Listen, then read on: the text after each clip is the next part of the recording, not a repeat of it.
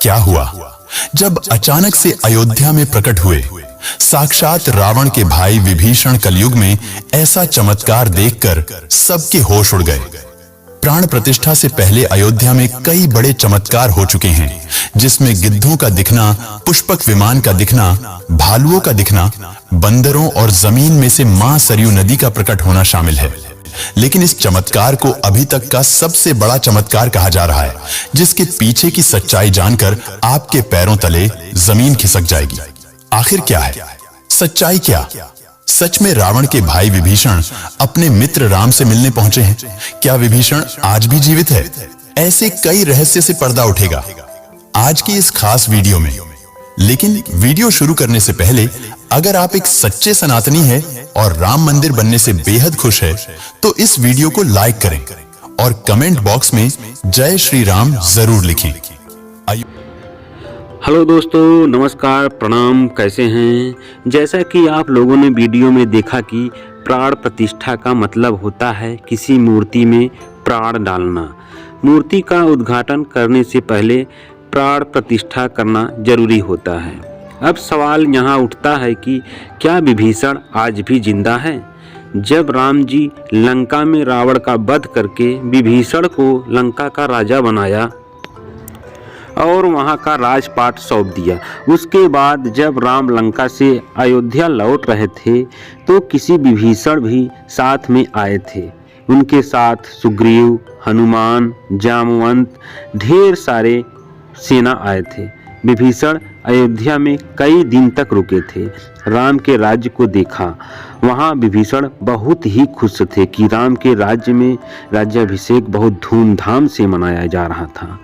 अयोध्या में विभीषण पहुंचकर धन्य हो गए थे। वहाँ एक ही नारा लग रहा था, जय श्री राम, जय श्री राम। यह सुनकर विभीषण राम विभोर हो गए थे। विभीषण सोचने लगे, राम वाकई में भगवान हैं। माता कैकेयी के मन में क्या हो गया कि उनको वन में भेज दिया, वो भी 14 वर्षों तक। विभीषण एक बात यह भी सोचने लगे कि माता कैकेयी ने ठीक किया।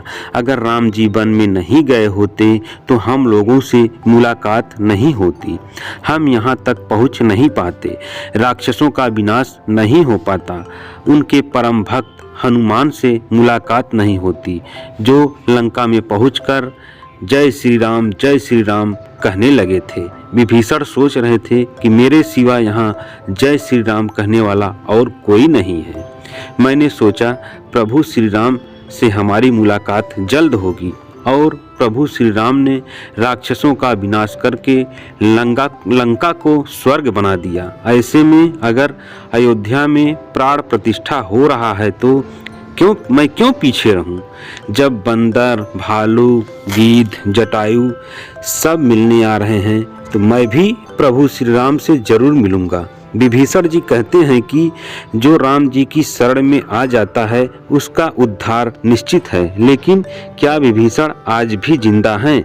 इसका जवाब आगे के वीडियो में आपको देखने को मिलेगा।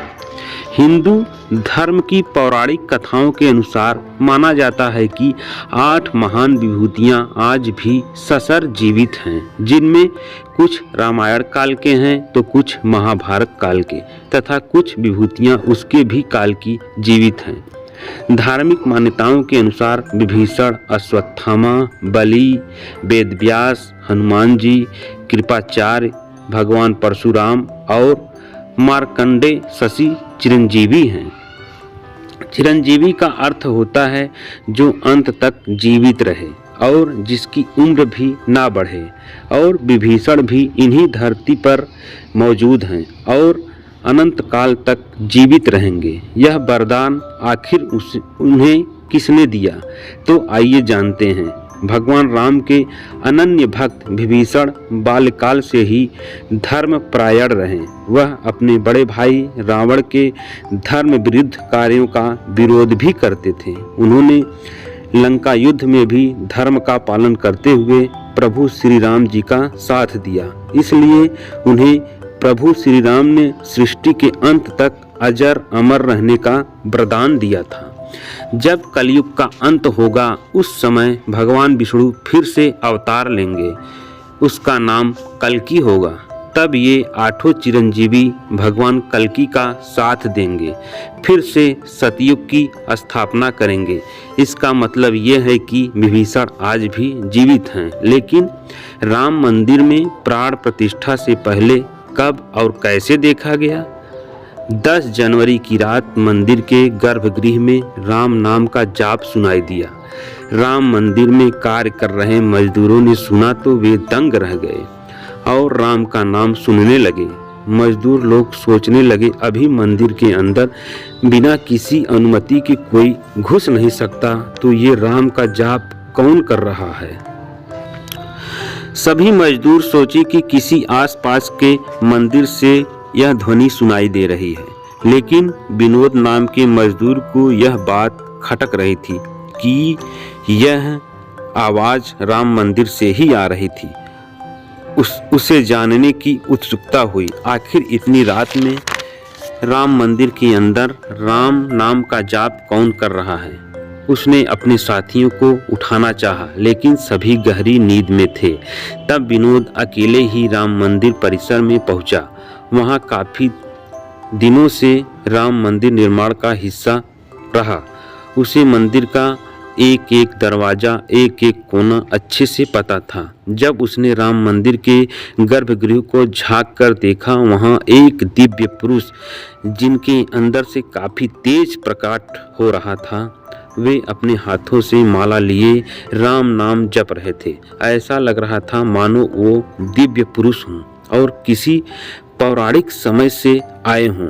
उनके बैठने का तरीका राजाओं की तरह लग रहा था। अर्थात विनोद यह देखकर दंग रह गया था। इसके बाद विनोद अपने साथी मजदूरों के पास गया और ये सारी सच्चाई बताई। और जब सब मिलकर राम मंदिर गर्भगृह में गए तो वहां से दिव्य व्यक्ति वहां से गायब हो चुके थे। क्योंकि रात्रि का समय था, सभी लोग विनोद की बातों को भ्रम समझकर रहे थे और कोई भी उसकी बात को मानने को तैयार नहीं था। लेकिन विनोद जानता था उसने जो देखा है वह बहुत बड़ा चमत्कार है। लेकिन उसके मन में एक ही सवाल था कि रात्रि 12 बजे मंदिर में राम नाम का जाप करने वाले दिव्य व्यक्ति कौन थे? क्योंकि आज के समय किसी भी पुरुष के अंदर इतना तेज नहीं है जितना कि इस व्यक्ति में है। उनका संबंध पौराणिक काल से ही हो सकता है। अगर रामायण काल की बात करें तो 2 ही शख्स हो सकते हैं, एक तो हनुमान और दूसरे विभीषण।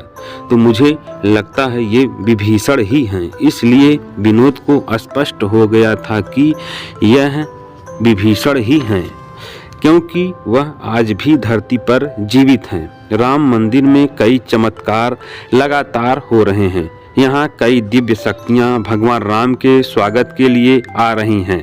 राम मंदिर का उद्घाटन की तैयारी अब अंतिम चरण में है। तो दोस्तों, ये वीडियो कैसा लगा हमें कमेंट बॉक्स में जरूर बताइए। एक बार प्रेम से बोलो जय श्री राम, जय श्री राम।